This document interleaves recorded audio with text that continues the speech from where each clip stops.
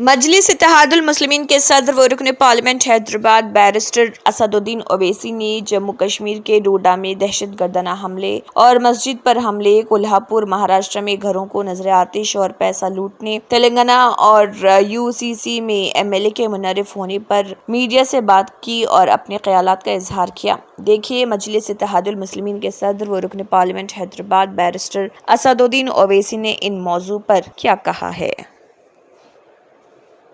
महाराष्ट्र में मस्जिद में जो अटैक हुआ है, ये एक किस्म से एक टेररिस्ट अटैक है मस्जिद के ऊपर और 6 दिसंबर कंटिन्यू हो रहा है और वहाँ पर शिंदे और फडणवीस की बीजेपी की सरकार है और उस सरकार की वजह से ये सब हमले मस्जिदों पर किए जा रहे हैं। मस्जिद के अंदर घुसकर कुरान शरीफ की बेहुरमती की गई, मस्जिद के अंदर डिसिक्रेशन किया गया, मस्जिद के अंदर जलाया गए जानिमाज़ों को।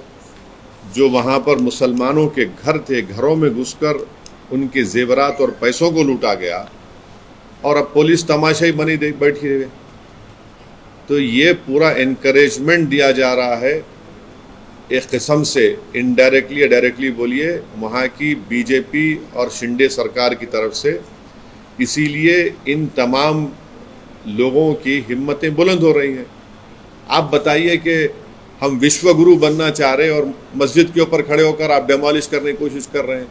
हम विश्वगुरु बनना चाह रहे, थर्ड इकोनॉमी बनना चाह रहे और मस्जिद के अंदर घुस के आप कुरान शरीफ को जला रहे हैं। कौन सा विश्वगुरु, कौन सी ये बातें कर रहे हैं? डेलिब्रेट टारगेटिंग है मुसलमानों के और रिलीजियस प्लेस की। इसको इस बात को साबित करता है। केस बुक करे, कितनों को अरेस्ट करे आप? हर वक्त यहाँ पर पिछले 8 महीने से उठा के देख लो, महाराष्ट्र में मस्जिदों को टारगेट किया जा रहा है और वहाँ की सरकार कुछ नहीं कर रही है, खामोश तमाशाई बने बैठी हुई है। तो इसीलिए मैंने कल ये बात कही है कि अब आने वाले विधानसभा के चुनाव में महाराष्ट्र के मुसलमानों को, एमआईएम पार्टी कैंडिडेट्स को आप कामयाब करिए। कोई तो आवाज़ उठाए ना।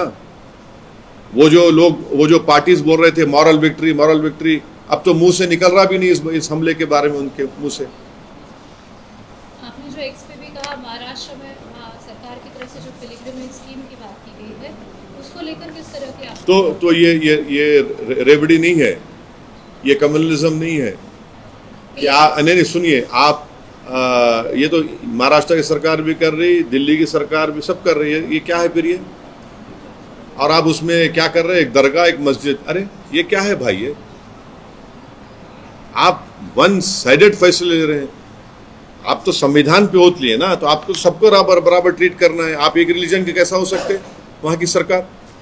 मेजॉरिटी पॉपुलेशन के हिसाब से नहीं है। सवाल ये है कि मेजॉरिटी माइनॉरिटी की आप जब बात करते हैं वहाँ आपको सूट करता, फिर जब माइनॉरिटी के प्रोटेक्शन की बात आ रही मस्जिद की, तो आप मस्जिद का प्रोटेक्शन क्यों नहीं कर रहे? अगर वो मस्जिद पे हमला नहीं होता, किसी और की प्लेस, रिलीजियस प्लेस पे हमला होता, तो अब तक आप लोग क्या करते? आपके हर टीवी चैनल पर आप लोग शुरू करते, रेडिकलिज्म हो रहा है, अपीसमेंट हो रहा है, हम इसको दबा देंगे। अब तक इतने गुंडों ने घर तोड़ दिए जाते। अब तक ये जो आज डोडा में जो टेररिस्ट ने अटैक किया, जिसकी वजह से हमारे 4 सिक्योरिटी पर्सनल की डेथ हुई है, जिसमें एक कैप्टन या मेजर भी है। मैं ये बताना चाह रहा हूँ कि हम तो इसका कंडेम करते आए हैं, मगर मोदी सरकार की सबसे बड़ी नाकामी है। देखिए ये जो डोडा में हुआ है, ये एलओसी से बहुत दूर है। ये इलाका एलओसी से बहुत दूर है। इसलिए बहुत तशवीशनाक बात है कि एलओसी से दूर इतना अंदर टेररिस्ट आकर हमसे, हमारी फौज से मुकाबला कर रहे हैं और जिसकी वजह से 4 आर्मी पर्सनल की मौत हुई है, कैप्टन का भी उसमें जान चले गई। तो ये सरासर तशवीशनाक बात है, सीरियस बात है और ये गवर्नमेंट की इनकैपेबिलिटी और इनकैपेसिटी बताती है, नरेंद्र मोदी गवर्नमेंट की। और दूसरा ये है कि अगर आप देखेंगे कि 2021 से 31 से ज्यादा टेररिस्ट अटैक सिर्फ जम्मू रीजन में हो रहे हैं। कभी जम्मू में पीक ऑफ मिलिटेंसी में भी इतने बड़े अटैक्स नहीं, और 20 साल से जम्मू पीसफुल है। तो ये रजौरी, पूंछ, कठुआ सेक्टर में तमाम चीजें हो रही हैं और इसमें अब तक 48 के करीब सिक्योरिटी फोर्सेस हमारे मारे गए, 19 सिविलियन है और 48 टेररिस्ट की डेथ हुई है।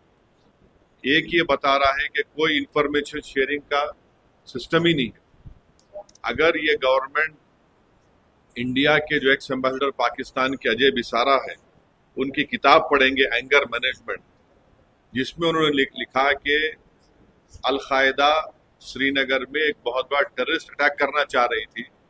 इंफॉर्मेशन एक्सचेंज के बाद भारत सरकार अल-कायदा के उस बड़े अटैक को हम न्यूट्रलाइज कर सके, रोक सके। तीसरी बात यह कि लोकल से कोई कांटेक्ट नहीं है, स्पेशली नौजवानों से।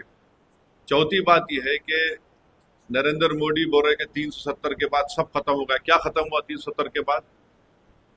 और पांचवी बात यह है कि चाइना, ये सब तमाशे, चाइना का भी इसमें रोल है और ये सरकार जो है चाइना के बारे में बोलने से डरती है, कतराती है और बिलियंस ऑफ डॉलर्स का ट्रेड वन साइड चाइना से हो रहा है।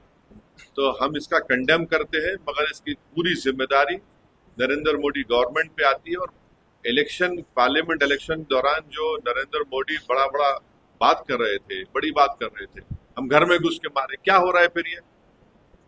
तो ये सरासर नाकामी है गवर्नमेंट की, टेररिज्म को कंट्रोल नहीं कर पा रहे। और डोडा में जो हुआ है ये तो एलओसी से बहुत दूर है, तो इसलिए बहुत तशवीशनाक और डेंजरस बात है ये। अगर आपने हमारे चैनल को अभी तक सब्सक्राइब नहीं किया है तो यहाँ पर रेड कलर का सब्सक्राइब बटन दिख रहा है, उसे क्लिक करें और हमारे चैनल को सब्सक्राइब कीजिए और साथ ही साथ बेल आइकन को भी क्लिक कीजिए, जिससे आपको ताज़ा अपडेट मिलती रहे।